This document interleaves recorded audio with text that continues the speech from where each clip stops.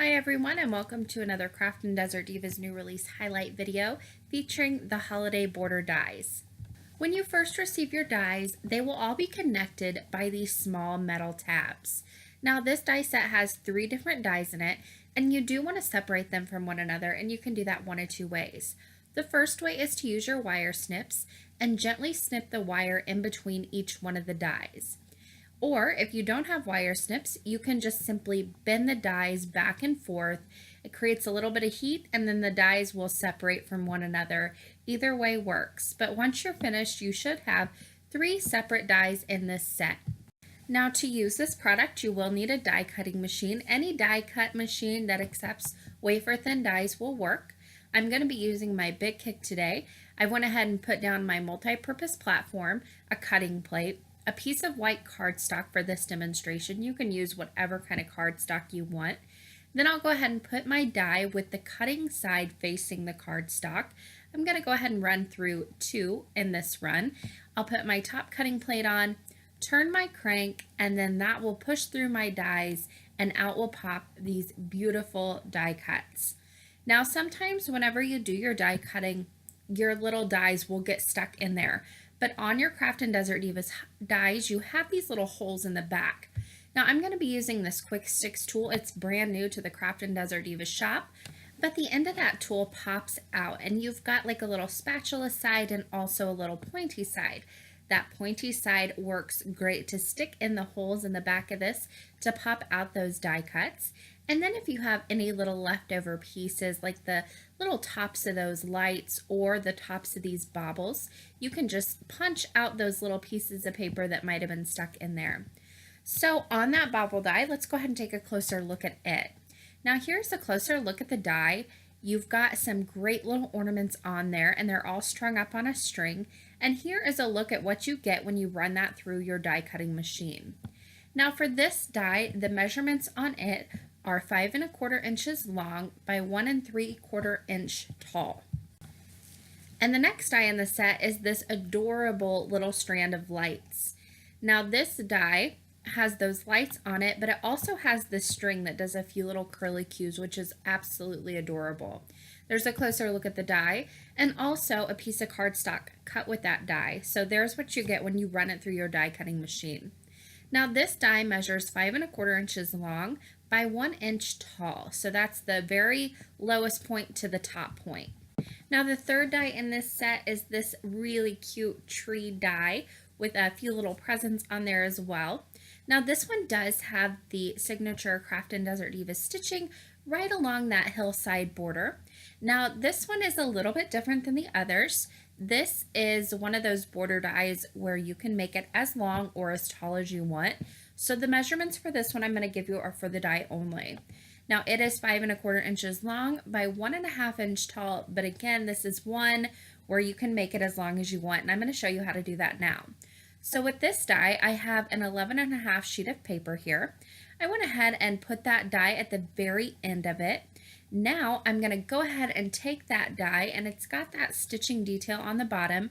I'm going to place that right where the last stitching ended, and it'll pop right into place. Now I'll run that through my die cutting machine, and one more time I'm going to line that die up with the stitching. It pops right into place like a puzzle piece.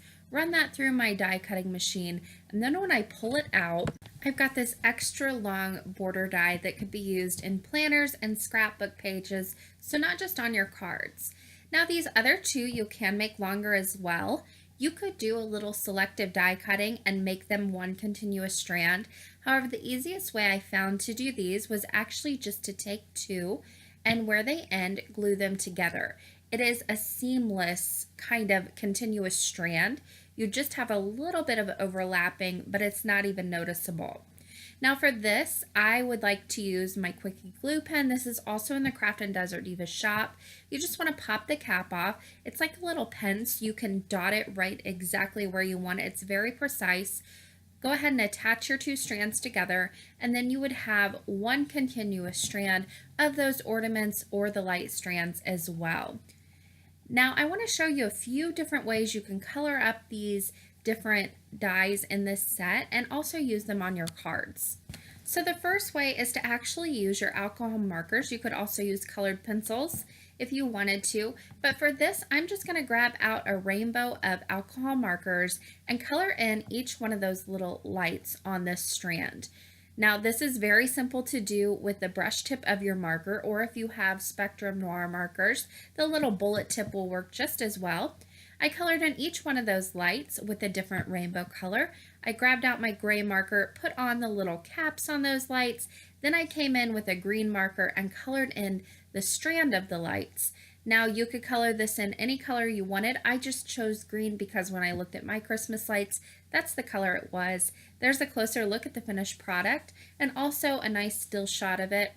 And then I went ahead and did 3 of these, put them on a shaker card, added a Merry Christmas sentiment, and that card was done. Now for this next one, I actually grabbed out some distress inks and I'm going to color in each one of these little trees. Now for my masking, I'm just using mini Post-it notes, and for my blending, I'm actually not using my blending sponges, I'm using makeup sponges. E.K. Gorman, who is part of the Craftin Desert Divas design team, actually shared this tip with her distress oxides, and I found that if I can cut these down a little bit smaller, it fits into those tight spaces on these border dies a little bit better.